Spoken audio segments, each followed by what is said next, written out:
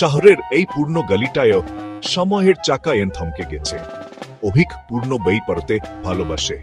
সেদিন বিকেলের বৃষ্টিতে আশ্রয় নিতে সে থুকে পড়েছিল মৃত্যুর বুক হাউসে। কিন্তু সে জানত না একটা সাধারণ বই তার জীবনটাকে বদলে দেবে।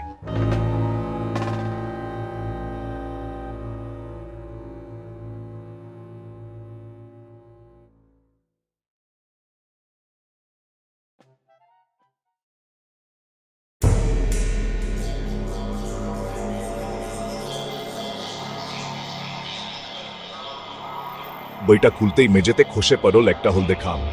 অভিক অবাক হয়ে তুলে নিল সেটা। ওপরে লেখা, প্রিয় সুমিত্রা, কলকাতা, 8 অক্টোবর 2006। চিঠিটা কখনো পোস্ট করা হয়নি। কে এই সুমিত্রা, আর কেই বা লিখেছিল এই চিঠি?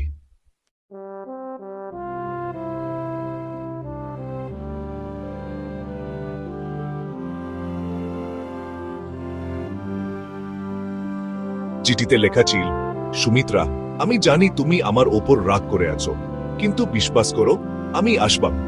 বোর্ডারে আওয়ার আগে শেষবার তোমা দেখতে আসো। এই চিঠি এখন পাবে, আমি হয়তো বাড়ির পথে। অপেক্ষা করো। নিচে নাম লেখা, অবজন।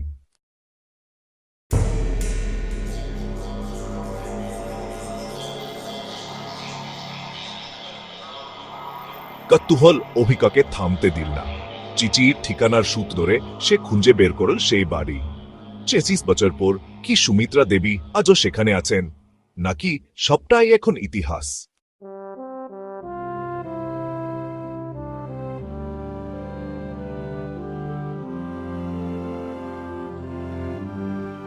বোদ্ধা কাঁপা কাঁপা হাতে চিঠিটা খুললেন। তানুর চোখ দিয়ে জল গড়িয়ে পড়ল। তিনি ফিসফিস করে বললেন, অবজন আর আসেনি বাবা। যুদ্ধে গিয়ে ও নিখোঁজ হয়ে গিয়েছিল। আমি সারাটা জীবন ভেবেছি ও আমাকে ভুলে গেছে। আজ 7 বছর পর জানলাম ও আমাকে ভোলেনি, ও আসছিল।